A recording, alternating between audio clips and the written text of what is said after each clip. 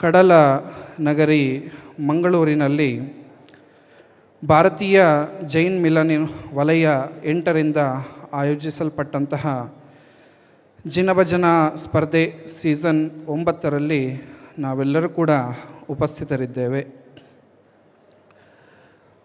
ನಿನ್ನೆಯಿಂದ ಈ ಜಿನಭಜನಾ ಸ್ಪರ್ಧೆಯ ಸೆಮಿಫೈನಲ್ ಹಾಗೆ ಈ ದಿನ ಫೈನಲ್ ಕಾರ್ಯಕ್ರಮ ನಡೆಯಲಿದೆ. ನಿನ್ನೆ ಹಲವಾರು ನಾಡಿನಾದ್ಯಂತ ಎಲ್ಲ ಶ್ರಾವಕ ಶ್ರಾವಕಿಯರು, ವಿದ್ಯಾರ್ಥಿಗಳು, ಮಕ್ಕಳು ಎಲ್ಲರೂ ಕೂಡ ಈ ಜಿನಭಜನಾ ಸ್ಪರ್ಧೆಯಲ್ಲಿ ಪಾಲ್ಗೊಂಡು ಆ ಜಿನೇಂದ್ರ ಭಗವಂತನ ಭಕ್ತಿಯನ್ನು ಮಾಡ್ತಾ ಇದ್ದೀರಾ. ಈ ಮಂಗಳೂರಿನಲ್ಲಿ ಮಾಡಿರ್ತಕ್ಕಂತಹ ಈ ಜಿನಭಜನೆ ಕಾರ್ಯಕ್ರಮದಿಂದ ಹಾಗೆ ಎಲ್ಲ ವಿದ್ಯಾರ್ಥಿಗಳು, ಶ್ರಾವಕ ಶ್ರಾವಕಿಯರು ಹಾಡಿದಂತಹ ಜಿನಭಜನೆಗೆ ಸಮುದ್ರವೂ ಕೂಡ, ಯಾರೂ ಮಾತಾಡೋಗಿಲ್ಲ, ಸಮುದ್ರವೂ ಕೂಡ ಖುಷಿಯಾಗಿ ನಿಮ್ಮ ಭಜನೆಗೆ ತಾಳವನ್ನು ಹಾಕ್ತಾ ಇದೆ. ಸಮುದ್ರದ ಅಲೆಗಳು ನೋಡಿ, ಅದೇನಾದರೂ ಹಿಂದೆ ಮುಂದೆ ಆಗ್ತದಾ? ಹೇಗೆ ನೀವು ತಬಲದಲ್ಲಿ ತಾಳ ಹಾಕಿದಂಗೆ, ಗೆಜ್ಜೆಯನ್ನು ಹಾಕಿದಾಗೆ ಅದು ಕೂಡ ಒಂದೇ ರೀತಿಯಾಗಿ, ಅದರಲ್ಲೂ ನಿನ್ನೆ ಬಹಳಷ್ಟು ಖುಷಿಯಿಂದ ಅದು ತನ್ನ ಅಲೆಗಳ ತಾಳ ರೂಪವಾಗಿ ಅಲೆಗಳನ್ನು ಬೀಸ್ತಾ ಇದೆ, ತಾಳವನ್ನು ಹಾಕ್ತಿದೆ ಅಂಥೇಳಿ ಈ ಸಂದರ್ಭದಲ್ಲಿ ಹೇಳ್ಬೋದು. ಹಾಗೆ ಹೇಗೆ ಒಂದು ಕಾಡಿನಲ್ಲಿ, ಕಾಡಿನ ರಾಜ ಯಾರು? ಸಿಂಹ. ಈ ದಕ್ಷಿಣ ಕನ್ನಡದಲ್ಲಿ ಬಂದರೆ ಭಾಷಣ ಮಾಡೋವರಿಗೆ, ಪ್ರವಚನ ಮಾಡೋವರಿಗೆ ಬಹಳ ಕಷ್ಟ. ನಮ್ಮ ಕರ್ನಾಟಕದ ನೆಚ್ಚಿನ ಹಾಸ್ಯ ಮಾಡ್ತಕ್ಕಂಥವ್ರು ಯಾರು? ಪ್ರಾಣೇಶ್. ಅವರು ಕೂಡ ಹೇಳ್ತಾರಂತೆ, ಎಲ್ಲಿ ಬೇಕಾದರೂ ಹಾಸ್ಯ ಕಾರ್ಯಕ್ರಮ ಮಾಡ್ಬೋದು, ಆದರೆ ದಕ್ಷಿಣ ಕನ್ನಡದಲ್ಲಿ ಮಾಡೋದು ಬಹಳ ಕಷ್ಟ ಅಂತ. ಯಾಕೆ ಅಂತಂದರೆ ರಿಯಾಕ್ಷನ್ನೇ ಬರೋದಿಲ್ಲ ಆ ಕಡೆಯಿಂದ, ಅಲ್ವಾ? ಎಷ್ಟು ಸೈಲೆಂಟಾಗಿದ್ದೀರಿ ನೋಡಿ. ಹಾಗಿರಬಾರ್ದು. ನಾವು ಕೇಳಿದ್ದಕ್ಕೆ ಉತ್ತರ ಕೊಡಬೇಕು, ನಾವು ಹೇಳಿದ್ದಕ್ಕೆ ನೆಗಾಡಬೇಕು, ನಾವು ಹೇಳಿದ್ದಕ್ಕೆ ಪ್ರತ್ಯುತ್ತರವನ್ನು ಕೊಡಬೇಕು. ಯಾರು ಕಾಡಿನ ರಾಜ? ಯಾರು? ಹೇಗೆ ಕಾಡಿನ ರಾಜ ಸಿಂಹನ ಗರ್ಜನೆ ಇಡೀ ಕಾಡಿಗೆ ಕೇಳುತ್ತದೆಯೋ, ಅದೇ ರೀತಿ ಹೇಗೆ ನಾವು ಈ ಮಂಗಳೂರಿನ ಸಮುದ್ರವನ್ನು ನೋಡಿದರೆ ಸಮುದ್ರದ ಅಲೆ, ಸಮುದ್ರದ ದಂಡೆಯಲ್ಲಿ, ಸಮುದ್ರದ ಕಡಲಿನಲ್ಲಿ ಅದರ ಅಲೆಯ ಒಂದು ಅಬ್ಬರ ಕೇಳಿಸ್ತದೆಯೋ, ಅದೇ ರೀತಿ ಈ ನಮ್ಮ ಅನಿತಮ್ಮ ಮಾಡ್ತಾ ಇರತಕ್ಕಂತಹ ಈ ಜಿನಭಜನೆಯ ಸ್ಪರ್ಧೆಯ ಗರ್ಜನೆ ಇಡೀ ಕರ್ನಾಟಕದಾದ್ಯಂತ ಕೇಳಿಸ್ತಾ ಇದೆ ಅಂಥೇಳಿ ಈ ಸಂದರ್ಭದಲ್ಲಿ ಹೇಳ್ಬೋದು. ಹಾಗೆ ನಮ್ಮ ಶಿಷ್ಯರು ನಿನ್ನೆ ಹೇಳ್ತಾ ಇದ್ದರು, ಜ್ವಾಲಾಮಾಲ ನ್ಯೂಸಿನ ಲೈವು ಎಲ್ಲ ಕರ್ನಾಟಕದ ಜೈನ ಕಾರ್ಯಕ್ರಮಗಳೆಲ್ಲವನ್ನು ಕೂಡ ಕವರ್ ಮಾಡ್ತಾ ಇರ್ತಾರೆ. ಆದರೆ ಯಾವುದೇ ಕಾರ್ಯಕ್ರಮ ಆದರೂ ಆ ಒಂದು ಲೈವ್ ಮಾಡಿದಂತಹ ಕಾರ್ಯಕ್ರಮ 2,000 ಜನ ಒಂದು ವೀಕ್ಷಕರಿರ್ತಾರೆ, ಅಥವಾ 5,000 ಇರ್ತಾರೆ. ಹೆಚ್ಚು ಅಂದರೆ 10, 12, 15,000 ವೀಕ್ಷಣೆ ಆಗ್ತದೆ. ಆದರೆ ಈ ಜಿನಭಜನೆ ಕೇವಲ ಬರೀ ನಿನ್ನೆ ನಡೆದಂತಹ ಸೆಮಿಫೈನಲ್ ಕಾರ್ಯಕ್ರಮ ಸುಮಾರು 30,000 ಜನ ವೀಕ್ಷಣೆಯನ್ನು ಮಾಡಿದ್ದಾರೆ ಅಂಥೇಳಿ ನಾವು ಕೇಳ್ಪಟ್ಟು. ಹಾಗೆ ಎಷ್ಟು ಈ ಒಂದು ಜಿನಭಜನೆಯ ಗರ್ಜನೆ ಈ ನಾಡಿನಾದ್ಯಂತ ಇದೆ ಅನ್ನೋದಕ್ಕೆ ಇದೇ ಒಂದು ಸಾಕ್ಷಿ ಅಂಥೇಳಿ ಈ ಸಂದರ್ಭದಲ್ಲಿ ಹೇಳ್ಬೋದಾಗಿದೆ. ಇಂತಹ ಒಂದು ವಿಶೇಷ ಕಾರ್ಯಕ್ರಮ ಈ ದಿನ ಸೀಸನ್ 9 ವರ್ಷಗಳಿಂದ ನಮ್ಮ ಶ್ರೀಮತಿ ಅನಿತಾ ಸುರೇಂದ್ರ ಕುಮಾರ್ ಅವರು ಈ ವಿಶೇಷ ಕಾರ್ಯಕ್ರಮವನ್ನು ನಡೆಸ್ಕೊಂಡು ಬಂದಿದ್ದಾರೆ. ಹಾಗೆ ಈ ವರ್ಷ ಈ ಮಂಗಳೂರು ಮಹಾನಗರದಲ್ಲಿ ನೆರವೇರ್ತಾ ಇದೆ. ಹಾಗೆ ಮುಂದಿನ ವರ್ಷ ನಾವು ಕೇಳದ ಹಾಗೆ ದಶಮಾನೋತ್ಸವವನ್ನು ಹೊಂಬುಜ ಜೈನದ ಮಠದಲ್ಲಿ ಮಾಡಬೇಕು ಅಂತಕ್ಕಂತಹ ಭಾವನೆಯನ್ನು ಅವರು ಮಾಡಿಕೊಂಡಿದ್ದಾರೆ. ಹಾಗೆ ನಮ್ಮದು ಒಂದು, ಈಗ ನಮ್ಮ ರಾಜೇಂದ್ರ ಕುಮಾರ್ ಅವರು ಒಂದು ಭಾವನೆಯನ್ನು ವ್ಯಕ್ತಪಡಿಸಿದರು. ಅದೇ ರೀತಿಯಾಗಿ ನಮ್ಮ ಭಾವನೆಯನ್ನು ಒಂದು ವ್ಯಕ್ತಪಡಿಸ್ತೀವಿ. ಶ್ರವಣಬೆಳಗೊಳದಲ್ಲಿ ನಾವು ಹೇಳಿಲ್ಲ ಇನ್ನೂ, ಶ್ರವಣಬೆಳಗೊಳದಲ್ಲಿ 12 ವರ್ಷಕ್ಕೊಮ್ಮೆ ಬಾಹುಬಲಿಯ ಮಹಾಮಸ್ತಕಾಭಿಷೇಕ ಆಗ್ತದೆ. ಹಾಗೆ ಇದರ 12 ವರ್ಷದ ಒಂದು ಫೈನಲ್ ಕಾರ್ಯಕ್ರಮವನ್ನು, 12 ಅಂದರೆ 12, 12 ವರ್ಷದ ಕಾರ್ಯಕ್ರಮವನ್ನು ಶ್ರವಣಬೆಳಗೊಳದಲ್ಲಿ ಮಾಡಬೇಕು ಅಂಥೇಳಿ ಈ ಸಂದರ್ಭದಲ್ಲಿ ಈ ವೇದಿಕೆಯ ಮುಖಾಂತರ ನಾವು ಅನಿತಮ್ಮವ್ರ ಹತ್ರ ಹಾಗೆ ವೀರೇಂದ್ರ ಹೆಗ್ಗಡೆಯವರಲ್ಲಿ ನಾವು ಪ್ರಸ್ತಾವವನ್ನು ಇಡ್ತೇವೆ. ಹಾಗೆ ನಿನ್ನೆಯಿಂದಲೂ ಎಲ್ಲ ನಾಡಿನಾದ್ಯಂತ ನಾಡಿನ ಮೂಲೆ ಮೂಲೆಗಳಿಂದ ಈ ಕಾರ್ಯಕ್ರಮಕ್ಕೆ ಆಗಮಿಸಿ ತಮ್ಮ ಜಿನಭಜನೆ ಸ್ಪರ್ಧೆಯಲ್ಲಿ ಎಲ್ಲರೂ ಕೂಡ ಪಾಲ್ಗೊಂಡು ಆ ಜಿನೇಂದ್ರ ಭಗವಂತನ ಒಂದು ಭಕ್ತಿಯನ್ನು ತಾವೆಲ್ಲರೂ ಕೂಡ ಮಾಡ್ತಾ ಇದ್ದೀರಾ. ಹಾಗೆ ಈ ಭಜನೆ ಅನ್ನುವಂಥದ್ದು ಆತ್ಮ ಮತ್ತು ಪರಮಾತ್ಮನ ನಡುವೆ ಇರತಕ್ಕಂತಹ ಒಂದು ಸೇತುವೆ ಅಂತ ಹೇಳ್ಬೋದು.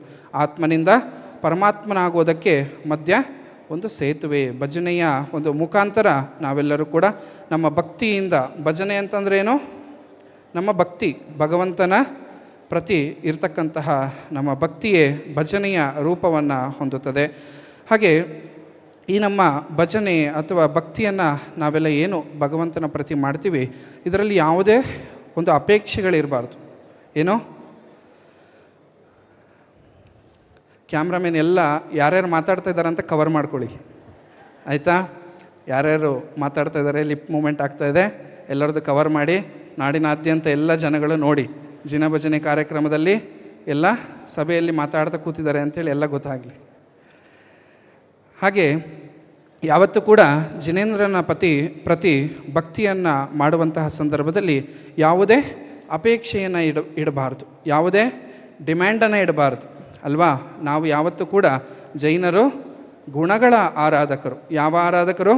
ನಾವು ಮೂರ್ತಿಯ ಆರಾಧಕರಲ್ಲ, ನಾವು ಕಲ್ಲಿನ ಆರಾಧಕರಲ್ಲ, ನಾವು ಗುಣಗಳ ಆರಾಧಕರು. ತತ್ವಾರ್ಥ ಸೂತ್ರದ ಪ್ರಥಮ ಏನು ಬರ್ತದಲ್ಲ ಮಂಗಳಾಚರಣೆ, ಅದರಲ್ಲಿ ಏನು ಹೇಳ್ತೀರಿ? ಒಂದೇ ತದ್ಗುಣ ಲಬ್ಧೈ. ಯಾವತ್ತೂ ಕೂಡ ನಿನ್ನ ಗುಣಗಳು ನನಗೆ ಪ್ರಾಪ್ತಿಯಾಗಲಿ ಅಂಥೇಳಿ ನಾವು ಯಾವತ್ತೂ ಕೂಡ ಭಗವಂತನ ಪ್ರತಿ ಭಾವನೆಯನ್ನು ಇಟ್ಕೊಂಡು ನಾವು ಭಜನೆಯನ್ನು, ಭಕ್ತಿಯನ್ನು ಭಗವಂತನಲ್ಲಿ ಸಲ್ಲಿಸಬೇಕಾಗ್ತದೆ. ಹಾಗೆ ಈ ಭಕ್ತಿಯಲ್ಲೂ ಕೂಡ ಬಹಳಷ್ಟು ಶಕ್ತಿ ಇರತಕ್ಕಂಥದ್ದು. ಇದಕ್ಕೆ ನಮ್ಮ ಶಾಸ್ತ್ರಗಳಲ್ಲಿ ನಮ್ಮ ಪೂರ್ವಾಚಾರ್ಯರ ಹಲವಾರು ಉದಾಹರಣೆಗಳು ನಮಗೆ ಸಿಗ್ತಾ ಹೋಗ್ತದೆ. ಯಾವ ಉದಾಹರಣೆ ಸಿಗ್ತದೆ? ಎಲ್ಲದಕ್ಕಿಂತ ಮುಖ್ಯವಾಗಿ ಸಿಗುವಂಥದ್ದು ಭಕ್ತಾಮರ ಸ್ತೋತ್ರ. ಏನಿದು ಭಕ್ತಾಮರ ಸ್ತೋತ್ರ? ಏನು ಸ್ತೋತ್ರ? ಭಜನೆ, ಭಗವಂತನ ಪ್ರತಿ ಆದಿನಾಥ ಸ್ವಾಮಿಯ ಒಂದು ಭಕ್ತಿ ಮಾಡಿದ್ರಿಂದ ಮಾನತುಂಗಾಚಾರ್ಯರಿಗೆ ಏನಾಯಿತು ಅಂಥೇಳಿ ನಿಮ್ಮೆಲ್ಲರಿಗೂ ಕೂಡ ಗೊತ್ತಿದೆಯಾ ಇಲ್ವಾ? ಯಾರಿಗೆ ಗೊತ್ತಿಲ್ಲ ಕೈ ಎತ್ತಿ. ಗೊತ್ತಿಲ್ವಾ?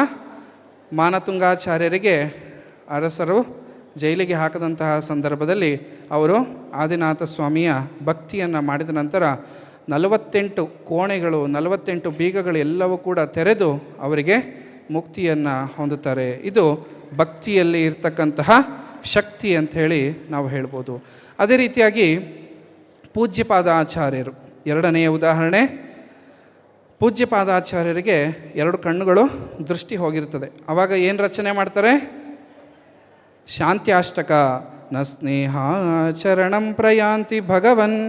ಇದನ್ನು ಶಾಂತ್ಯಾಷ್ಟಕವನ್ನು ರಚನೆ ಮಾಡಿದಂತಹ ಸಂದರ್ಭದಲ್ಲಿ ಆ ಶಾಂತಿನಾಥ ಸ್ವಾಮಿಯ ಪ್ರತಿ ಇದ್ದಂತಹ ಭಕ್ತಿಯಿಂದ ಅವರಿಗೆ ಅವರ ದೃಷ್ಟಿ ಏನು ಕಳ್ಕೊಂಡಿರ್ತಾರಲ್ಲ, ಆ ದೃಷ್ಟಿ ಕೂಡ ಅವರಿಗೆ ಪುನಃ ವಾಪಸ್ ಬರ್ತದೆ ಅಂತಕ್ಕಂಥದ್ದು ನಮ್ಮ ಶಾಸ್ತ್ರಗಳಲ್ಲಿ ಸಿಗ್ತಕ್ಕಂತಹ ಉದಾಹರಣೆಗಳು. ಅದೇ ರೀತಿಯಾಗಿ ಇನ್ನೂ ವಿಶೇಷವಾದಂತಹ ಒಂದು ಉದಾಹರಣೆ ನಿಮ್ಮೆಲ್ಲರಿಗೂ ಕೂಡ ಗೊತ್ತಿರುವಂಥದ್ದು, ನಿಮ್ಮ ಪಕ್ಕದಲ್ಲೇ ಇರುವಂತಹ ಒಂದು ಉದಾಹರಣೆ ಅಂತಂದರೆ ಉಡುಪಿಯ ಕೃಷ್ಣ ಮಠದ ಉದಾಹರಣೆ. ಯಾರು? ಕನಕದಾಸರು ಅವರಿಗೆ ಒಳಗೆ ಹೋಗಲಿಕ್ಕೆ ಪ್ರವೇಶ ಸಿಗದಿದ್ದಂತಹ ಸಂದರ್ಭದಲ್ಲಿ ಭಗವಂತನ ಹಿಂಭಾಗದಲ್ಲಿ ನಿಂತು ಆ ಭಗವಂತನ ಸ್ತುತಿ, ಕೃಷ್ಣ ಭಗವಂತನ ಸ್ತುತಿಯನ್ನು ಮಾಡಿ, ಅವರ ಸ್ತವನವನ್ನು ಮಾಡಿ, ಅವರ ಭಕ್ತಿಯನ್ನು ಮಾಡಿದಂತಹ ಸಂದರ್ಭದಲ್ಲಿ ಆ ಭಕ್ತಿಯ ಶಕ್ತಿಯಿಂದ ಆ ಭಗವಂತನೇ ತಿರುಗಿದ್ದಾರೆ, ಆ ಭಗವಂತರ ಒಂದು ಮೂರ್ತಿಯೇ ತಿರುಗಿದೆ ಅಂತಂದರೆ ಆ ನಿಜವಾದ ಭಜನೆ ಅಥವಾ ಭಕ್ತಿಯಲ್ಲಿ ಇರ್ತಕ್ಕಂತಹ ಶಕ್ತಿ ಏನು ಅಂಥೇಳಿ ನಾವೆಲ್ಲರೂ ಕೂಡ ಯೋಚನೆ ಮಾಡಬೇಕಾಗ್ತದೆ. ಹಾಗೆ ನಾವೆಲ್ಲರೂ ಕೂಡ ಭಜನೆ ಮಾಡ್ತಕ್ಕಂತಹ ಸಂದರ್ಭದಲ್ಲಿ ಶ್ರದ್ಧಾ ಭಕ್ತಿಯಿಂದ ನಾವು ಭಜನೆಯನ್ನು ಹಾಡನ್ನು ಹಾಡಬೇಕಾಗ್ತದೆ. ಹಾಗೆ ಇಲ್ಲಿ ಹಲವಾರು ಸಂಗೀತಗಾರರು ಇದ್ದಾರೆ. ನಮ್ಮ ಜಯಶ್ರೀ ಅವರಿದ್ದಾರೆ, ಹಾಗೆ ಹೊಸ್ಮಾರವರು ಇದ್ದಾರೆ, ಪೂಜ್ಯ ಮೋಹನ್ರಿದ್ದಾರೆ, ತುಂಬ ಜನ ಇಲ್ಲಿ ಸಂಗೀತಗಾರರು ಇದ್ದಾರೆ. ಅವರೆಲ್ಲರ ಹಾಡಿನಲ್ಲಿ ನೀವು ನೋಡ್ಬೋದು, ಅವರು ಸುಮ್ಮನೆ ಹಾಡ್ಕೊಂಡು ಹೋದರೆ ಆ ಹಾಡೇ ಅನಿಸೋದಿಲ್ಲ, ಭಜನೆ ಅಂತಲೇ ಅನಿಸೋದಿಲ್ಲ. ಆದರೆ ಆ ಭಜನೆಯಲ್ಲಿ ಯಾವಾಗ ಆ ಭಕ್ತಿಯನ್ನು, ನಿಜವಾದ ಭಕ್ತಿಯನ್ನು ತುಂಬುತ್ತಾರೋ, ಜಯಶ್ರೀ ಅಮ್ಮವರು ವಿಧಾನ ಮಾಡ್ತಾರೆ. ಸಿದ್ಧಚಕ್ರ ವಿಧಾನ ಮಾಡಬೇಕಾದ್ರೆ ಆ ವಿಧಾನದ ಜೊತೆಗೆ ಆ ಹಾಡು ಹೇಳ್ತಾ ಇರ್ತಾರೆ, ಅದರ ಜೊತೆಗೆ ಒಂದು ಪುಂಜದಲ್ಲಿ ಅಕ್ಕಿ ಹಿಡ್ಕೊಂಡು ಅವರು ಕೂಡ ಬೆಳಗ್ತಾ ಇರ್ತಾರೆ. ಅದು ನಿಜವಾದ ಭಕ್ತಿ ಅಂಥೇಳಿ ನಾವು ಹೇಳ್ಬೋದಾಗ್ತದೆ. ಹಾಗೆ ಆ ಯಾವ ಹಾಡಿನಲ್ಲಿ ಈಗ ಯಾವ ಹಾಡಿನಲ್ಲಿ ಆ ನಿಜವಾದ ಭಕ್ತಿ ತುಂಬಿರ್ತದೆ ಆ ಹಾಡು ನಿಜವಾದ ಭಜನೆ ಅಂಥೇಳಿ ಕರೆಸ್ಕೊಳ್ತದೆ. ಹಾಗೆ ಅಷ್ಟೊಂದು ವಿಶೇಷವಾದಂತಹ ಶಕ್ತಿ ಭಕ್ತಿಯಲ್ಲಿ ಇರ್ತದೆ. ಹಾಗೆ ನಮ್ಮ ಗುರುಗಳಾದಂತಹ ಕರ್ಮಯೋಗಿ ಚಾರುಕೀರ್ತಿ ಭಟ್ಟಾರಕ ಸ್ವಾಮೀಜಿಯವರು ಮುಕ್ತಿಯ ಸೂತ್ರವನ್ನು ನಮಗೆ ಹೇಳಿಕೊಟ್ಟಿದ್ದು. ಯಾವ ಸೂತ್ರ? ಮುಕ್ತಿಯ ಸೂತ್ರ.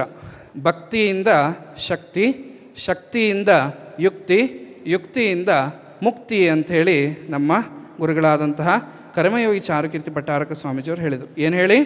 ಭಕ್ತಿಯಿಂದ ಶಕ್ತಿ, ಹೇಳಿ, ಭಕ್ತಿಯಿಂದ ಶಕ್ತಿ, ಶಕ್ತಿಯಿಂದ ಯುಕ್ತಿ, ಯುಕ್ತಿಯಿಂದ ಮುಕ್ತಿ ಅಂತೇಳಿ. ಹೀಗೆ ಇದು ಮುಕ್ತಿಯ ಒಂದು ಮಾರ್ಗ, ಮುಕ್ತಿಯ ಒಂದು ಸೂತ್ರ ಅಂಥೇಳಿ ನಮ್ಮ ಗುರುಗಳಾದಂತಹ ಕರ್ಮಯೋಗಿ ಚಾರುಕೀರ್ತಿ ಭಟ್ಟಾರಕ ಸ್ವಾಮೀಜಿಯವರು ಹೇಳಿರ್ತಕ್ಕಂಥದ್ದು. ಹಾಗೆ ಈ ಒಂದು ಭಜನೆಯಲ್ಲಿ, ಸಂಗೀತದಲ್ಲಿ ಎಷ್ಟು ಶಕ್ತಿ ಇದೆ ಅಂತಂದರೆ, ಎಂತಹ ಒಬ್ಬ ಕಟುಕನನ್ನು ಕೂಡ ಕರಗಿಸುವಂತಹ ಶಕ್ತಿ ಈ ಭಜನೆ ಅಥವಾ ಸಂಗೀತದಲ್ಲಿ ಇದೆ ಅಂತಕ್ಕಂಥದ್ದು ನಾವೆಲ್ಲರೂ ಕೂಡ ತಿಳಿಬೇಕಾಗ್ತದೆ. ಅದೇ ರೀತಿಯಾಗಿ ನಾವೆಲ್ಲರೂ ಕೂಡ ಯಾವುದಾದ್ರೂ ಒಂದು ದುಃಖದ ಸಂದರ್ಭದಲ್ಲಿ, ಯಾವುದೋ ಒಂದು ಬಹಳ ಬೇಸರದ ಸಂದರ್ಭದಲ್ಲಿ ನಾವು ಮೊದಲು ಏನು ಮಾಡ್ತೀವಿ? ಯಾವುದಾದ್ರೂ ಒಂದು ಹಾಡನ್ನು, ಭಜನೆಯನ್ನು ಮೊಬೈಲಲ್ಲಿ ಹಾಕ್ಕೊಳ್ತೀವಲ್ವಾ? ಅದು ಕೇಳಿದಂತಹ ಸಂದರ್ಭದಲ್ಲಿ ಆ ಸಂಗೀತದ ಒಂದು ಮಧುರ ಅಥವಾ ಭಜನೆಯಲ್ಲಿ ನಮ್ಮ ಎಲ್ಲ ನೋವುಗಳು, ದುಃಖಗಳು ಕೂಡ ನಾಶವಾಗ್ತದೆ. ಹಾಗಾಗಿ ಈ ಭಜನೆ ಹಾಡಿನಲ್ಲಿ ಬಹಳಷ್ಟು ಶಕ್ತಿ ಇದೆ ಅಂಥೇಳಿ ಈ ಸಂದರ್ಭದಲ್ಲಿ ಹೇಳ್ತಾ. ಹಾಗೆ ಭಕ್ತಿ ಅಂತಂದರೆ ಏನು? ಭಕ್ತಿ ಅಂತಂದರೆ ಸ್ತುತಿಸುವಂಥದ್ದು, ಅವರ ಗುಣಗಳನ್ನು ಸ್ತುತಿಸುವಂಥದ್ದು. ಈ ಭಜನೆ ಭಕ್ತಿ ಕೇವಲ ಭಗವಂತರಿಗಷ್ಟೇ ಸೀಮಿತ ಆಗಿರ್ತಕ್ಕಂಥದ್ದಲ್ಲ. ನಿಮ್ಮ ದಿನನಿತ್ಯದ ಜೀವನದಲ್ಲೂ ಕೂಡ ಇದರ ಪ್ರಭಾವ ಬಹಳಷ್ಟಿದೆ. ಯಾಕೆ ಅಂತ ಕೇಳಿ ನಿಮಗೊಂದು ದೊಡ್ಡ ಸೂತ್ರ ಹೇಳ್ಕೊಡ್ತೀವಿ. ಯಾಕೆ ಅಂತಂದರೆ, ನಿಮ್ಮದು ಯಾವುದೇ ಒಂದು ದೊಡ್ಡ ಕೆಲಸ ಆಗಿರಬೇಕು.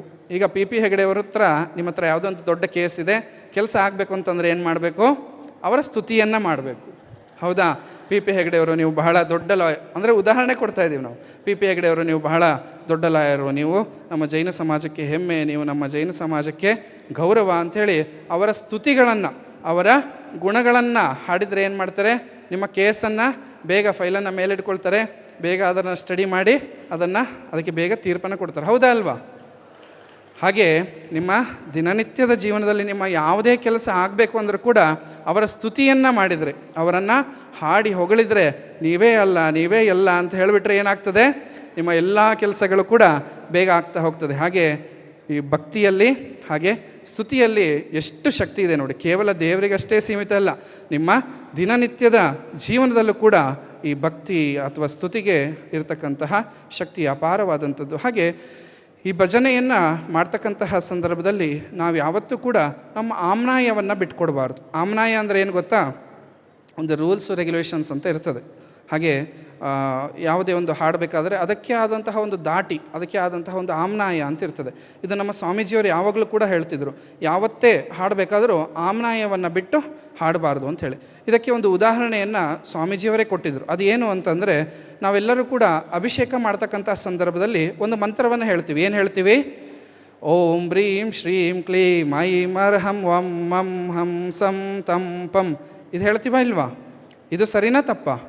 ಇದನ್ನು ನಮ್ಮ ಸ್ವಾಮೀಜಿಯವರು ತಪ್ಪು ಅಂತ ಹೇಳ್ತಿದ್ರು. ಹಾಗೆ ಈ ಅಭಿಷೇಕ ಮಂತ್ರದ ಒಂದು ಆಮ್ನಾಯ ಏನು ಅಂತಂದರೆ, ಓಂ ಹ್ರೀಂ ಶ್ರೀಂ ಕ್ಲೀಂ ಐಂ ಅರ್ಹಂ ವಂ ಮಂ ಹಂ ಸಂ ತಂ ಪಂ ವಂ ಮಂ ಮಂ ಮಂ ಹಂ ಹಂ ಸಂ ಸಂ ತಂ ತಂ ಪಂ ಪಂ ಜಂ ಜಂ ಜಿಂ ಜಿಂ ಶೀಂ ಶೀಂ ದ್ರಾಂ ದ್ರಾಂ ದೇಂ ದ್ರಾವಯ ದ್ರಾವಯ ನಮೋರತೆ ಭಗವತೆ ಶ್ರೀಮತೆ ದೇವಾದಿದೇವಾಯ ಆದಿನಾಥ ಜಿನೇಂದ್ರಾಯ ಜಲಾಭಿಷೇಕಂ ಕರೋಮಿತಿ ಸ್ವಹ. ಇದೇನಿದು? ಅಭಿಷೇಕ ಮಂತ್ರದ ಆಮ್ನಾಯ. ಆದರೆ ನಮ್ಮ ಸಂಗೀತಗಾರರೆಲ್ಲ ಏನು ಮಾಡ್ತಾರೆ? ಸಂಗೀತಗಾರರೆಲ್ಲ ತಿಳ್ಕೊಬೇಕು ಇದನ್ನು. ಏನು ಮಾಡ್ತಾರೆ ನಮ್ಮ ಸಂಗೀತಗಾರರು? ನಿಮ್ಮಲ್ಲಿ ಜೋಶ್ ಬರಬೇಕು ಅಂಥೇಳಿ ಓಂ ಹ್ರೀಂ ಶ್ರೀಂ ಕ್ಲೀಂ ಐಂ ಹರಂ ಅಂತಾರೆ. ಹಾಗೆ ಇದರ ಆಮ್ನಾಯ ಅಲ್ಲ. ಹಾಗೆ ನಾವು ಯಾವುದೇ ಹಾಡುಗಳನ್ನು ಹೇಳಬೇಕಾದ್ರೆ ಅದರ ದಾಟಿ ಏನು, ಅದರ ಆಮ್ನಾಯ ಏನು ಅಂಥೇಳಿ ಮೊದಲು ತಿಳ್ಕೊಬೇಕಾಗ್ತದೆ. ಹಾಗೆ ಯಾವತ್ತೂ ಕೂಡ ಹಾಡಿನಲ್ಲಿ ಭಾವನೆ ಬಹಳ ಮುಖ್ಯ. ಈಗಾಗಲೇ ಹೇಳಿದ್ವಿ, ಹಾಡಿನಲ್ಲಿ ಭಾವನೆಯನ್ನು ಕೂಡ ಸೇರಿಸಿ ಹಾಡಿ ಅಂಥೇಳಿ. ಈ ದಿನ ಹಲವಾರು ಇಲ್ಲಿ ಜಡ್ಜಸ್ಗಳಿದ್ದಾರೆ, ಅಥವಾ ಮುಂದಿನ ದಿನಗಳಲ್ಲಿ ಕಾರ್ಯಕ್ರಮಗಳಲ್ಲಿ ಜಡ್ಜಸ್ಗಳಾಗ್ತಾರೆ. ಅವರೆಲ್ಲರಿಗೂ ಕೂಡ ಒಂದು ಕಿವಿ ಮಾತು ಏನಪ್ಪ ಅಂತಂದರೆ, ಯಾವುದೇ ಜಡ್ಜಸ್ಗಳನ್ನು ಮಾಡಬೇಕಾದ್ರೆ ಅಮ್ಮವರು ಕೂಡ ಇದನ್ನು ಯೋಚನೆ ಮಾಡಬೇಕು.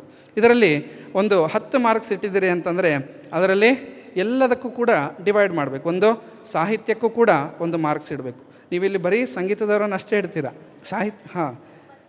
20 ಮಾರ್ಕ್ಸು ಸಾಹಿತ್ಯಕ್ಕಿದೆ. ಹಾಗೆ ಸಾಹಿತ್ಯಕ್ಕೆ ಒಂದು ಮಾರ್ಕ್ಸು, ಹಾಗೆ ಅವರು ಹಾಕಿದಂತಹ ಯೂನಿಫಾರ್ಮಿಗೆ ಒಂದು ಮಾರ್ಕ್ಸು, ಹಾಗೆ ಯೂನಿಫಾರ್ಮಿಟಿ ಅವರು ಎಲ್ಲರೂ ಕೂಡ ಸೇರಿ ಹಾಡ್ತಾರೋ ಇಲ್ಲೋ ಅಂತ ಹೇಳಿ ಒಂದು ಮಾರ್ಕ್ಸು, ಹಾಗೆ ರಾಗಕ್ಕೆ ಒಂದು ಮಾರ್ಕ್ಸು, ತಾಳಕ್ಕೆ ಒಂದು ಮಾರ್ಕ್ಸು, ಹಾಗೆ ಆಮನಾಯಕ್ಕೂ ಕೂಡ ಒಂದು ಮಾರ್ಕ್ಸನ್ನು ಕೊಡಬೇಕು.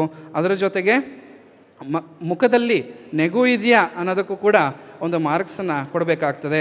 ಹಾಗೆ ಆ ನೆಗು, ಆ ಮುಖದಲ್ಲಿ ಇರ್ತಕ್ಕಂತಹ ನೆಗು ನಿಜವಾದದ್ದು ಅಥವಾ ಜಡ್ಜಸ್ಗಳಿಗಾಗಿ ಇರ್ತಕ್ಕಂಥದ್ದು ಅಂತಲೂ ಕೂಡ ಜಡ್ಜಸ್ಗಳು ತಿಳಿಬೇಕಾಗ್ತದೆ ಅಲ್ವಾ. ನೆಗು ಅಂಥೇಳಿ ಸುಮ್ಮನೆ ಆ ಹಾಡಿನಲ್ಲಿ ಆ ಹಾಡಿನ ಅರ್ಥ ಏನು ಅಂತಲೇ ಗೊತ್ತಿರೋದಿಲ್ಲ, ಆ ಸಾಹಿತ್ಯದ ಅರ್ಥ ಏನು ಅಂತ ಗೊತ್ತಿಲ್ಲದೇ ಸುಮ್ಮನೆ ಮುಖದಲ್ಲಿ ಒಂದು ನೆಗುವನ್ನು ಇಟ್ಕೊಂಡು ಹೋಗ್ತಾ ಇರ್ತಾರೆ. ಆ ಹಾಡು ಆ ನೆಗುವಿನ ಹಾಡಲ್ಲ, ಅದು ತುಂಬ ಭಕ್ತಿಯಿಂದ ಒಂಥರ ಎಮೋಷ್ನಲ್ ಹಾಡಿರ್ತದೆ. ಆ ಎಮೋಷ್ನಲ್ ಹಾಡಿಗೂ ಕೂಡ ನೆಗಾಡ್ತಾ ಇದ್ದರೆ ಏನಾದ್ರ ಅರ್ಥ? ಎಮೋಷ್ನಲ್ ಹಾಡಿರುತ್ತೆ, ತುಂಬ ಹತ್ತು ಹಾಡುವಂತಹ ಒಂದು ರಾಗದ ಹಾಡಿರ್ತದೆ, ಅದರಲ್ಲಿ ನೆಗಾಡ್ತಾ ಇದ್ದರೆ ಅಲ್ವಾ. ಅದನ್ನು ಕೂಡ ಅಂದರೆ ಆ ಹಾಡ್ತಾ ಇರತಕ್ಕಂತಹ ವ್ಯಕ್ತಿಗಳಿಗೆ, ಸ್ಪರ್ಧಾರ್ಥಿಗಳಿಗೆ ಆ ಸಾಹಿತ್ಯದ ಅರ್ಥ ನಿಜವಾಗಿಯೂ ಕೂಡ ಆಗಿದೆಯೋ ಇಲ್ಲವೋ ಅಂಥವು ಕೂಡ ಆ ಯೋಚನೆಯನ್ನು ಮಾಡಿ ಆ ಜಡ್ಜಸ್ಗಳು ಅದಕ್ಕೂ ಕೂಡ ಆ ಭಾವನೆ ನಿಜವಾಗಲೂ ಅವರಿಗೆ ಆ ಸಾಹಿತ್ಯದ ಅರ್ಥ ಆಗಿದೆಯಾ, ನಿಜವಾಗಲೂ ಕೂಡ ಆ ಭಗವಂತನ ಭಕ್ತಿಯನ್ನು ಅವರು ಮಾಡ್ತಿದ್ದಾರಾ ಅಂತಲೂ ಕೂಡ ತಾವೆಲ್ಲರೂ ಕೂಡ ಜಡ್ಜ್ ಮಾಡಬೇಕು ಅಂತೇಳಿ ಈ ಸಂದರ್ಭದಲ್ಲಿ ಜಡ್ಜಸ್ಗಳಿಗೆ ಹಾಗೆ ಒಂದು ವಿಶೇಷವಾದಂತಹ ಸೂಚನೆಯನ್ನು ಕೊಡ್ತೀವಿ. ಹಾಗೆ ನಾವೆಲ್ಲರೂ ಕೂಡ ಈ ಸಂದರ್ಭದಲ್ಲಿ ನಮ್ಮ ಪೂರ್ವಜರು ಯಾರು, ನಮ್ಮ ಕನ್ನಡ ನಾಡಿನಲ್ಲಿ ಆಗಿ ಹೋದಂತಹ ಜೈನ ಮಹಾಕವಿಗಳು ಪಂಪ, ಪೊನ್ನ, ರನ್ನ, ಜನ್ನ, ಹಾಗೆ ನಿಮ್ಮವರೇ ಆದಂತಹ ನಮ್ಮವರೇ ಆದಂತಹ ರತ್ನಾಕರ ಕವಿ, ಮೂಡುಬಿದಿರೆಯ ರತ್ನಾಕರ ಕವಿ, ಇವರೆಲ್ಲರನ್ನೂ ಕೂಡ ಈ ಸಂದರ್ಭದಲ್ಲಿ ಹಾಡಿ ಹೊಗಳಿ ಅವರನ್ನು ಸ್ಮರಿಸುವಂತಹ, ಗೌರವಿಸುವಂತಹ ಒಂದು ಸಂದರ್ಭದಲ್ಲಿ ನಾವೆಲ್ಲರೂ ಕೂಡ ಇದ್ದೇವೆ. ಹಾಗೆ ಆ ಎಲ್ಲ ಮಹಾಕವಿಗಳನ್ನು ನಾವೆಲ್ಲರೂ ಕೂಡ ಈ ಸಂದರ್ಭದಲ್ಲಿ ಸ್ಮರಿಸಬೇಕಾಗ್ತದೆ. ಹಾಗೆ ಅದೇ ಕವಿಗಳ ಸಾಲಿನಲ್ಲಿ ಬರ್ತಕ್ಕಂತಹ ಈಗಿನ ಕಾಲದಲ್ಲಿ ಇರ್ತಕ್ಕಂಥವರು ನಮ್ಮ ಧರ್ಮಸ್ಥಳದ ಅಮ್ಮನವರು ಅಲ್ವಾ. ನಿನ್ನೆ ಅವರ 2 ರಚನೆಗಳ ಒಂದು ಹಾಡುಗಳ ಉದ್ಘಾಟನೆ ಕೂಡ ನಿನ್ನೆ ಆಗಿರ್ತಕ್ಕಂಥದ್ದು. ಹಾಗೆ ಆ ಎಲ್ಲರನ್ನೂ ಕೂಡ ಈ ಸಂದರ್ಭದಲ್ಲಿ ನಾವು ಗೌರವಿಸೋಣ. ಹಾಗೆ ಈ ಒಂದು ಜಿನಭಜನೆ ಕಾರ್ಯಕ್ರಮ ಆಗಿರ್ತಕ್ಕಂಥದ್ದು ಕೇವಲ ಒಂದು ಸ್ಪರ್ಧೆಯಾಗಿ ಅಷ್ಟೇ ಅಲ್ಲ, ಇದೊಂದು ಧರ್ಮದ ಒಂದು ಪ್ರಭಾವನೆಯೂ ಕೂಡ ಆಗಿರ್ತಕ್ಕಂಥದ್ದು. ಕೇವಲ ಧರ್ಮದ ಪಾಲನೆ ಅಥವಾ ಧರ್ಮದ ಜಾಗೃತಿ ಅಂತಂದರೆ ಕೇವಲ ಅಭಿಷೇಕ ಮಾಡ್ತಕ್ಕಂಥದ್ದು, ಪೂಜೆ ಮಾಡ್ತಕ್ಕಂಥದ್ದು, ಮುನಿಗಳ ವಿಹಾರ ಮಾಡಿಸುವಂಥದ್ದು, ಆಹಾರ ಮಾಡಿಸೋದು ಅಷ್ಟೇ ಧರ್ಮ ಪಾಲನೆ ಅಂತ ಹೇಳಿ ನಾವು ಕರೆಯೋದಕ್ಕೆ ಸಾಧ್ಯವಿಲ್ಲ. ಅಥವಾ ಧರ್ಮದ ಉಳಿಸುವಿಕೆ ಅಥವಾ ಧರ್ಮದ ಪ್ರಭಾವನೆ, ಧರ್ಮವನ್ನು ನಾವು ಉಳಿಸ್ತೀವಿ ಅಂತಂದರೆ ಕೇವಲ ಪೂಜೆ ಮಾಡಿದರೆ ಅಷ್ಟೇ ಸಾಕಾಗೋದಿಲ್ಲ. ಹಾಗೆ ನಾವು ಯಾವ ಕ್ಷೇತ್ರದಲ್ಲಿ ನಾವು ಇರ್ತೇವೆ, ನಾವು ಯಾವ ಕ್ಷೇತ್ರದಲ್ಲಿ ಧರ್ಮಕ್ಕಾಗಿ ನಾವು ಏನನ್ನು ಕೊಡ್ಬೋದು, ನಾವೆಲ್ಲರೂ ಕೂಡ ಆ ಕ್ಷೇತ್ರಗಳಲ್ಲಿ ಮಾಡಿದಾಗಷ್ಟೇ ಅದು ಸಾಧ್ಯವಾಗ್ತದೆ. ಹಾಗೆ ಹಾಡು ಬರ್ತಕ್ಕಂಥವರು ಈ ಜೈನ ಧರ್ಮದ ಹಾಡುಗಳನ್ನು ಹೆಚ್ಚು ಹೇಳುವುದರಿಂದ ಅದು ಕೂಡ ಒಂದು ಧರ್ಮ ಪ್ರಭಾವನೆ, ಧರ್ಮದ ರಕ್ಷಣೆ ಅಂಥೇಳಿ ಹೇಳ್ಬೋದು. ಹಾಗೆ ಸಾಹಿತ್ಯ ರಚನೆ ಮಾಡ್ತಕ್ಕಂಥವ್ರು ಹಲವಾರು ಜನ ಇದ್ದಾರೆ. ಈ 9 ವರ್ಷದಲ್ಲಿ ಒಂದು ಶತಮಾನದಲ್ಲಿ ಆಗದೇ ಇರತಕ್ಕಂತಹ ರಚನೆ ಈ 9 ವರ್ಷದಲ್ಲಿ ಆಗಿದೆ ಅಂಥೇಳಿ ಈ ಸಂದರ್ಭದಲ್ಲಿ ಹೇಳ್ಬೋದು. ಅಷ್ಟೊಂದು ರಚನೆಗಳು ಈ 9 ವರ್ಷಗಳಲ್ಲಿ ಆಗಿರ್ತಕ್ಕಂಥದ್ದು. ಹಾಗೆ ಈ ಎಲ್ಲವೂ ಕೂಡ ಧರ್ಮ ಪ್ರಭಾವನೆ, ಧರ್ಮದ ರಕ್ಷಣೆ, ಧರ್ಮದ ಜಾಗೃತಿ ಅಂಥೇಳಿ ನಾವು ಕರಿಬೋದು. ಕೇವಲ ಪೂಜೆ ಮಾಡೋದರಿಂದ ಧರ್ಮ ಉಳಿಯೋದಿಲ್ಲ. ಈ ರಚನೆಗಳಾಗೋದರಿಂದ ನಮ್ಮ ಜೈನ ಧರ್ಮದ ಸಾಹಿತ್ಯವೂ ಕೂಡ ಸಮೃದ್ಧವಾಗಿ ಇರ್ತದೆ ಅಂಥೇಳಿ ನಾವೆಲ್ಲರೂ ಕೂಡ ಅಂದ್ಕೊಳ್ಬೇಕು.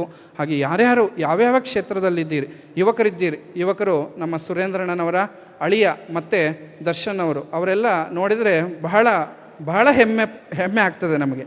ಅನಿತಮ್ಮ ಅವರು ಈ 9 ವರ್ಷಗಳಲ್ಲ ಹಲವಾರು ಅವರ ಜೀವನದಲ್ಲಿ ಮಾಡಿದಂತಹ ಒಂದು ಸೇವೆಯಿಂದ ಅಂತಹ ಒಬ್ಬ ಅಳಿಯ ಅವರಿಗೆ ಸಿಕ್ಕಿದ್ದಾರೆ ಅಂಥೇಳಿ ನಾವೆಲ್ಲರೂ ಕೂಡ ಅವರಿಗೆ ಗೌರವವನ್ನು ಸೂಚಿಸಬೇಕು. ಅದೇ ರೀತಿಯಾಗಿ ದರ್ಶನ್ ಅವರೆಲ್ಲರೂ ಕೂಡ ವಿಟ್ಲದಲ್ಲಿ ಆ ಜಿನಮಂದಿರವನ್ನು ಜೀರ್ಣೋದ್ಧಾರ ಮಾಡಿದರು. ಹಾಗೆ ಯಾರ್ಯಾರಿಗೆ ಯಾವ್ಯಾವ ಕ್ಷೇತ್ರದಲ್ಲಿ ಇಚ್ಛೆ ಇರ್ತದೆ ಅವರವರು ಆ ಕ್ಷೇತ್ರದಲ್ಲಿ ಧರ್ಮ ರಕ್ಷಣೆಯನ್ನು ಮಾಡಬೇಕು. ನಮ್ಮ ಮಾಳ ಹರ್ಷೇಂದ್ರ ಅವರಿದ್ದಾರೆ, ಅವರಿಗೆ ಅಭಿಷೇಕ ಮಾಡಿ ಪೂಜೆ ಮಾಡಿ ಅಂತಂದರೆ ಆಗೋದಿಲ್ಲ. ಆದರೆ ಜೈನ ಧರ್ಮದ ಪ್ರತಿ ಹೋರಾಟ ಮಾಡು ಅಂತಂದರೆ ಮುಂಚೂಣಿಯಲ್ಲಿ ನಿಂತು ಎದೆ ಉಬ್ಬಿಸಿ ನಿಲ್ಲುವಂತಹ ವ್ಯಕ್ತಿ ಅವರಾಗಿದ್ದಾರೆ. ಹಾಗೆ ಯಾರ್ಯಾರೋ ಯಾವ್ಯಾವ ಕ್ಷೇತ್ರದಲ್ಲಿ ಇಚ್ಛೆ ಇದೆಯೋ ಅವರು ಅವರವರ ಕ್ಷೇತ್ರದಲ್ಲಿ ಧರ್ಮ ರಕ್ಷಣೆಯನ್ನು, ಧರ್ಮ ಜಾಗೃತಿಯನ್ನು ಮಾಡ್ತಾ ಹೋಗಬೇಕಾಗ್ತದೆ. ಹಾಗೆ ಈ ಒಂದು ಪರಂಪರೆಗಳು, ಈ ಒಂದು ಸಂಸ್ಕೃತಿ ಈ ಎಲ್ಲವೂ ಕೂಡ ಉಳಿಬೇಕು ಅಂತಂದರೆ ಎಲ್ಲದಕ್ಕಿಂತ ಮುಖ್ಯವಾಗಿರ್ತಕ್ಕಂಥದ್ದು ರಾಜಾಶ್ರಯ ಅಂಥೇಳಿ. ಏನು? ರಾಜಾಶ್ರಯ ಅಂಥೇಳಿ. ಹಿಂದೆ ಧರ್ಮಗಳು ಬೆಳೀತಿದ್ವು, ಧರ್ಮಗಳು ನಾಶವಾಗ್ತಿದ್ವು ಅಂತಂದರೆ ಅದಕ್ಕೆ ಕಾರಣ ರಾಜಾಶ್ರಯ ಅಂಥೇಳಿ. ರಾಜರು ಯಾವ ಧರ್ಮವನ್ನು ಪಾಲನೆ ಮಾಡ್ತಿದ್ರೋ ಆ ಧರ್ಮ ಉಳಿತಿತ್ತು. ರಾಜರು ಯಾವ ಧರ್ಮವನ್ನು ದ್ವೇಷಿಸ್ತಿದ್ರೋ ಆ ಧರ್ಮ ಏನಾಗ್ತಿತ್ತು? ನಾಶವಾಗ್ತಾ ಹೋಗ್ತಿತ್ತು. ಹಾಗೆ ಧರ್ಮಕ್ಕೂ ಕೂಡ ಮುಖ್ಯವಾದಂಥದ್ದು ಯಾವುದು? ರಾಜನ ಆಶ್ರಯ ಅಂಥೇಳಿ ಹೇಳಬೇಕಾಗ್ತದೆ. ಹಾಗೆ ರಾಜನ ಆಶ್ರಯ ಇಲ್ಲದೆ ಯಾವ ಧರ್ಮವೂ ಕೂಡ ಉಳಿಲಿಕ್ಕೆ ಸಾಧ್ಯವಿಲ್ಲ, ಯಾವ ಧರ್ಮವೂ ಕೂಡ ಬೆಳಿಲಿಕ್ಕೆ ಸಾಧ್ಯವಿಲ್ಲ. ಹಾಗೆ ಈ ಒಂದು ಜಿನಭಜನಾ ಸ್ಪರ್ಧೆ 9 ವರ್ಷಗಳಿಂದ ಇಷ್ಟೊಂದು ದೊಡ್ಡ ಮಟ್ಟದಲ್ಲಿ ಬೆಳೆದಿದೆ ಅಂತಂದರೆ ಅದಕ್ಕೆ ಮುಖ್ಯ ರಾಜಾಶ್ರಯ ಅಂತಂದರೆ ಅದು ನಮ್ಮ ಧರ್ಮಸ್ಥಳದ ವೀರೇಂದ್ರ ಹೆಗ್ಗಡೆಯವರ ಆಶ್ರಯ ಅಂಥೇಳಿ ಈ ಸಂದರ್ಭದಲ್ಲಿ ಹೇಳ್ಬೋದಾಗಿದೆ. ಹಾಗೆ ಅವರ ಒಂದು ಆಶ್ರಯದಿಂದ, ಅವರ ಒಂದು ಮಾರ್ಗದರ್ಶನದಿಂದ ಈ ವಿಶೇಷ ಕಾರ್ಯಕ್ರಮ ಇಷ್ಟೊಂದು ಉನ್ನತ ಮಟ್ಟವನ್ನು ತಲುಪಿದೆ ಅಂಥೇಳಿ ಈ ಸಂದರ್ಭದಲ್ಲಿ ಹೇಳ್ಬೋದಾಗಿದೆ. ಹಾಗೆ ಧರ್ಮಸ್ಥಳದ ಧರ್ಮಾಧಿಕಾರಿಗಳಾದಂತಹ ಡಾಕ್ಟರ್ ವೀರೇಂದ್ರ ಹೆಗ್ಗಡೆಯವರು ಶಿಸ್ತಿಗೆ ಇನ್ನೊಂದು ಹೆಸರು ಅಂತಂದರೆ ವೀರೇಂದ್ರ ಹೆಗ್ಗಡೆಯವರು ಅಂತ ಹೇಳ್ಬೋದು. ಶಿಸ್ತಿಗೆ ಸಮಾನಾರ್ಥಕ ಪದ ವೀರೇಂದ್ರ ಹೆಗ್ಗಡೆಯವರು ಅಂಥೇಳಿ ಹೇಳ್ಬೋದು. ಹಾಗೆ ಶಿಸ್ತಿನ ಬ್ರ್ಯಾಂಡ್ ಅಂಬಾಸಿಡರ್ ಯಾರು ಅಂತಂದರೆ ಅದು ವೀರೇಂದ್ರ ಹೆಗ್ಗಡೆಯವರು ಅಂಥೇಳಿ ಈ ಸಂದರ್ಭದಲ್ಲಿ ಹೇಳ್ಬೋದು. ಹಾಗೆ ಅವರ ಜೀವನದಲ್ಲಿ ಬಾಲ್ಯದಿಂದಲೂ ಕೂಡ ಇಲ್ಲಿಯವರೆಗೆ ಶಿಸ್ತಿನ ಸಿಪಾಯಿಯಾಗಿ ಅವರು ನಡೆದು ಬಂದಂತಹ ದಾರಿಯಿಂದಲೇ ಅವರು ತಮ್ಮ ಜೀವನದಲ್ಲಿ ಇಷ್ಟೆಲ್ಲ ಸಾಧನೆ ಮಾಡಲಿಕ್ಕೆ ಸಾಧ್ಯವಾಯಿತು ಅಂಥೇಳಿ ಹೇಳ್ಬೋದು. ಹಾಗೆ ಕೇವಲ ಅವರು ಅವರ ಜೀವನದಲ್ಲಿ ಅಷ್ಟೇ ಶಿಸ್ತನ್ನು ಅಳವಡಿಸ್ಕೊಂಡಿದ್ದಾರಾ? ಕೇವಲ ಅವರ ಜೀವನದಲ್ಲಿ ಅಷ್ಟೇ ಅಲ್ಲ, ಅವರ ಮನೆಯವರು, ಅವರ ಸಹೋದರರು, ಅವರ ಕುಟುಂಬದ ಎಲ್ಲ ಪರಿವಾರವೂ ಕೂಡ ಶಿಸ್ತಿನ ಸಿಪಾಯಿಗಳು. ಕೇವಲ ಅವರ ಕುಟುಂಬ ಅಷ್ಟೇ ಶಿಸ್ತಿನ ಸಿಪಾಯಿನಾ? ಅಲ್ಲ, ಅವರ ಸಂಪೂರ್ಣ ಸಂಸ್ಥೆಗಳೆಷ್ಟಿದಾವಲ್ಲ ಎಲ್ಲವೂ ಕೂಡ ಶಿಸ್ತಿನ ಟ್ರೈನಿಂಗ್ ಸೆಂಟರ್ ಅಂತ ಹೇಳ್ಬೋದು. ಹಾಗೆ ಆ ಶಿಕ್ಷಣ ಸಂಸ್ಥೆಯಲ್ಲಿ ಕೆಲಸ ಮಾಡ್ತಕ್ಕಂತಹ ಕಾರ್ಯಕರ್ತರಿದ್ದಾರಲ್ಲ ಅವರುಗಳು ಕೂಡ ಶಿಸ್ತಿನ ಸಿಪಾಯಿಗಳು ಅಂತ ಹೇಳ್ಬೋದು. ಹಾಗೆ ಕೇವಲ ಅವರಷ್ಟೇ ಅಲ್ಲ, ಅವರ ಕುಟುಂಬದವರಷ್ಟೇ ಅಲ್ಲ, ಅವರ ಸಂಸ್ಥೆಗಳಷ್ಟೇ ಅಲ್ಲ, ಅವರ ಸಂಸ್ಥೆಯ ಕಾರ್ಯಕರ್ತರಷ್ಟೇ ಅಲ್ಲ, ಅವರ ಸಂಸ್ಥೆಯಲ್ಲಿ ಓದುವಂತಹ ಪ್ರತಿ ಒಬ್ಬ ವಿದ್ಯಾರ್ಥಿಯೂ ಕೂಡ ಶಿಸ್ತಿನ ಸಿಪಾಯಿಯಾಗಿ ಈ ಸಮಾಜವನ್ನು ಮುನ್ನಡೆಸ್ತಾ ಇದ್ದಾನೆ ಅಂಥೇಳಿ ಈ ಸಂದರ್ಭದಲ್ಲಿ ಹೇಳ್ಬೋದಾಗಿದೆ. ಯಾಕೆ ಅಂತಂದರೆ, ಯಾಕೆ ಇಷ್ಟೊಂದು ಹೇಳ್ತಾ ಇದ್ದೀವಿ? ಸುಮ್ಮನೆ ಅವರನ್ನು ಹೊಗಳಿ ಅಟ್ಟ ಹಚ್ಚುವಂಥದ್ದಲ್ಲ. ಯಾಕೆ ಅಂತಂದರೆ ನಾವು ಕೂಡ 2 ವರ್ಷ ಅವರ ಒಂದು ಆಶ್ರಯದಲ್ಲಿ ಅವರ ಸಿದ್ಧವನ ಗುರುಕುಲದಲ್ಲಿ ನಾವು 2 ವರ್ಷ ವಿದ್ಯಾಭ್ಯಾಸವನ್ನು ಮಾಡಿ ಅವರ ಶಿಸ್ತನ್ನು ಆ ಇಡೀ ಸಂಸ್ಥೆಯಲ್ಲಿ, ಇಡೀ ಕ್ಷೇತ್ರದಲ್ಲಿ ಇದ್ದಂತಹ ಶಿಸ್ತನ್ನು ನಮ್ಮ ಜೀವನದಲ್ಲಿ ಅಳವಡಿಸ್ಕೊಂಡಿದ್ದೇವೆ. ಹಾಗೆ ಈ ಸಭೆಯಲ್ಲಿ 3 ಜನ ಸಿದ್ಧವನದ ವಿದ್ಯಾರ್ಥಿಗಳಿದ್ದೀವಿ. ಕೆಳಗೆ ತುಂಬ ಜನ ಇರ್ಬೋದು. ಒಂದು ವೀರೇಂದ್ರ ಹೆಗ್ಗಡೆಯವರು, ಅವರು ಕೂಡ ಸಿದ್ಧವನದ ವಿದ್ಯಾರ್ಥಿಯೇ, ನಾವು ಕೂಡ ಸಿದ್ಧವನದ ವಿದ್ಯಾರ್ಥಿ. ಹಾಗೆ ನಮ್ಮ ಲಾಯರು ಕೂಡ ಸಿದ್ಧವನದ ಹಿಂದಿನ ವಿದ್ಯಾರ್ಥಿ ಆಗಿರ್ತಕ್ಕಂಥವ್ರು. ಹಾಗೆ ಸಿದ್ಧವನದಲ್ಲಿ ಯಾರ್ಯಾರು ಓದಿದ್ದಾರೆ, ಕೇವಲ ನಾವು 3 ಅಂತಲ್ಲ, ಇನ್ನೂ ಹಲವಾರು ಜನ ಇದ್ದಾರೆ. ಸಿದ್ಧವನದಲ್ಲಿ ಓದಿದವರೆಲ್ಲರೂ ಕೂಡ ಒಂದು ಉನ್ನತ ಸ್ಥಾನದಲ್ಲಿದ್ದಾರೆ. ಅವರೆಲ್ಲರೂ ಕೂಡ ಅವರ ಜೀವನದಲ್ಲಿ ಅವರ ಶಿಸ್ತನ್ನು ಪಾಲಿಸುವುದಲ್ಲದೆ ಅವರ ಇದ್ದಂತಹ ಪ್ರದೇಶ ಎಲ್ಲವೂ ಕೂಡ ಶಿಸ್ತಿಂದಾಗಿರ್ತದೆ. ಹಾಗೆ ನಾವು ಬೆಳಗೊಳಕ್ಕೆ ಹೋಗಿ ಯಾವುದೇ ಕೆಲಸಗಳನ್ನು ಇಷ್ಟೊಂದು ಶಿಸ್ತಾಗಿ ಅಚ್ಚುಕಟ್ಟಾಗಿ ಮಾಡ್ತಿದ್ದೀವಿ ಅಂತಂದರೆ ಅದಕ್ಕೆ ಮುಖ್ಯ ಕಾರಣ ಡಾಕ್ಟರ್ ವೀರೇಂದ್ರ ಹೆಗ್ಗಡೆಯವರ ಸಂಸ್ಥೆಯಲ್ಲಿ ನಾವಿದ್ದಿದ್ದು ಅಂಥೇಳಿ ಹೇಳ್ಬೋದು. ಅದೇ ರೀತಿಯಾಗಿ ನಾವು ನಮ್ಮ ಜೀವನದಲ್ಲಿ NCC ಕೆಡೆಟ್ ಆಗಿ ಇದ್ದಿದ್ದರಿಂದ ನಾವು ಈ ಶಿಸ್ತನ್ನು ನಮ್ಮ ಜೀವನದಲ್ಲಿ ಅಳವಡಿಸಿಕೊಂಡು ನಮ್ಮ ಪರಿಸರದಲ್ಲೂ ಕೂಡ ಶಿಸ್ತನ್ನು ತರುವುದಕ್ಕೆ ಕಾರಣವಾಯಿತು ಅಂತೇಳಿ ಈ ಸಂದರ್ಭದಲ್ಲಿ ಹೇಳ್ತಾ, ಹಾಗೆ ಮುಂದಿನ ದಿನಗಳಲ್ಲೂ ಕೂಡ ಅವರ ಈ ರಾಜಾಶ್ರಯ ಈ ಜಿನಭಜನೆ ಈ ಕಾರ್ಯಕ್ರಮದ ಮೇಲೆ ಇರಲಿ ಅಂತ ಹೇಳಿ ಈ ಸಂದರ್ಭದಲ್ಲಿ ಹೇಳ್ತಾ, ಹಾಗೆ ಈ ಕಾರ್ಯಕ್ರಮದ ನೇತೃತ್ವ, ಹಾಗೆ ಈ ಒಂದು ಜಿನಭಜನೆಯ ನೇತೃತ್ವದ ನಮ್ಮ ಧರ್ಮಸ್ಥಳದ ಸುರೇಂದ್ರಣ್ಣನವರು, ಅವರು ಕೂಡ ಎಲ್ಲ ತನ್ನ ಸಹಕಾರದಿಂದ ತಮ್ಮ ಧರ್ಮಪತ್ನಿಗೆ ಹೇಗೆ ಹೇಳ್ತಾರಲ್ಲ, ಒಂದು ಸಾಧಕನ ಹಿಂದೆ ಒಂದು ಹೆಣ್ಣಿನ ಆಶ್ರಯ ಇರ್ತದೆ, ಹೆಣ್ಣಿನ ಆಶೀರ್ವಾದ ಇರ್ತದೆ ಅಂತ ಹೇಳಿ. ಹಾಗೆ ನಮ್ಮ ಅನಿತಮ್ಮರ ಈ ಸಾಧನೆಯ ಬೆನ್ನ ಹಿಂದೆ ಇರ್ತಕ್ಕಂಥವರು ನಮ್ಮ ಸುರೇಂದ್ರಣ್ಣ. ಅವರ ಬೆನ್ನೆಲುಬಾಗಿ ಎಲ್ಲ ಮಾಡ್ತಕ್ಕಂತಹ ಕಾರ್ಯಕ್ರಮಗಳಿಗೆ ಅವರಿಗೆ ಪ್ರೋತ್ಸಾಹವನ್ನು, ಸಲಹೆ ಸಹಕಾರವನ್ನು ನೀಡ್ಕೊಂಡು ಬಂದಿದ್ದಾರೆ. ಮುಂದಿನ ಕಾರ್ಯಕ್ರಮಗಳಲ್ಲೂ ಕೂಡ ಸುರೇಂದ್ರಣ್ಣನ ನೇತೃತ್ವ ಇದೇ ರೀತಿಯಾಗಿ ಮುಂದುವರಿಯಲಿ ಅಂಥೇಳಿ ಈ ಸಂದರ್ಭದಲ್ಲಿ ಹೇಳ್ತಾ, ಹಾಗೆ ವಿಶೇಷವಾಗಿ ಈ ಕಾರ್ಯಕ್ರಮದ ಕೇಂದ್ರ ಬಿಂದು ಅಂತಂದರೆ ನಮ್ಮ ಶ್ರೀಮತಿ ಅನಿತಾ ಸುರೇಂದ್ರ ಕುಮಾರ್ ಅವರು ಅಂಥೇಳಿ ಹೇಳ್ಬೋದು. ಅವರ ಈ ಜಿನಭಜನೆಯನ್ನು ಅವರ ಕನಸಿನ ಕೂಸು ಅಂಥೇಳಿ ಕರೀತಾರೆ ಅಲ್ವಾ? ಗೊತ್ತಿದೆಯಾ ಅಲ್ವಾ ಎಲ್ರಿಗೂ? ಅನಿತಮ್ಮನವರ ಕನಸಿನ ಕೂಸು ಈ ಜಿನಭಜನೆ ಅಂಥೇಳಿ ಹೇಳ್ತಾರೆ. ಎಷ್ಟು ಆ 9 ವರ್ಷದ ಅವರ ತ್ಯಾಗ, ಪರಿಶ್ರಮ ಎಲ್ಲವನ್ನು ಕೂಡ ನಾವು ಮೆಚ್ಚಿಸುವಂಥದ್ದು. ಬಹಳ ಒಂದು ಗೌರವಪೂರ್ಣವಾದಂತಹ ಕೆಲಸವನ್ನು ಅವರು ಮಾಡಿರ್ತಕ್ಕಂಥದ್ದು. ಹಾಗೆ ಅವರು ಮಾಡಿದಂತಹ ಈ ಕೆಲಸ ಯಾರೂ ಮಾಡದೇ ಇರತಕ್ಕಂಥದ್ದು. ಹಾಗೆ ಧರ್ಮಸ್ಥಳದ ವೀರೇಂದ್ರ ಹೆಗ್ಗಡೆಯವರು ಭಜನಾ ಕಮ್ಮಟ ಅಂಥೇಳಿ ಒಂದು ಕಾರ್ಯಕ್ರಮವನ್ನು ಮಾಡಿ ಹಳ್ಳಿಗಳಲ್ಲಿ ಗ್ರಾಮಗಳಲ್ಲಿ ಭಜನೆಯ ಒಂದು ಚೈತನ್ಯವನ್ನು ಹುಟ್ಟಿಸಿರ್ತಕ್ಕಂಥವ್ರು. ಅದೇ ರೀತಿಯಾಗಿ ಜೈನ ಧರ್ಮದಲ್ಲಿ ಅನಿತಮ್ಮರವರು ಮಾಡಿದಂತಹ ಈ ಒಂದು ಸಾಧನೆ ಬಹಳ ಶಾಶ್ವತವಾದಂಥದ್ದು. ಹಿಂದೆ ಯಾರು ಮಾಡದಂತಹ ಸಾಧನೆಯನ್ನು ಅವರು ಈ ಸಂದರ್ಭದಲ್ಲಿ ಮಾಡಿದ್ದಾರೆ. ಹಾಗೆ ಈ ಸಂದರ್ಭದಲ್ಲಿ ಶ್ರವಣಬೆಳಗೊಳದ ಒಂದು ಗುರುಪೀಠದಿಂದ ಅವರಿಗೆ ಆಶೀರ್ವಾದ ಪೂರ್ವಕವಾಗಿ ನಾವು ಅಮ್ಮ ಅವರಿಗೆ ಒಂದು ಬಿರುದನ್ನು ಕೊಡ್ತಾ ಇದ್ದೇವೆ ಇವತ್ತು. ಶ್ರೀಮತಿ ಅನಿತಾ ಸುರೇಂದ್ರ ಕುಮಾರ್ ಅವರು ಜಿನಭಜನ ಪುನರುತ್ತಾತೆ, ಜಿನಭಜನ ಪುನರುತ್ತಾತೆ.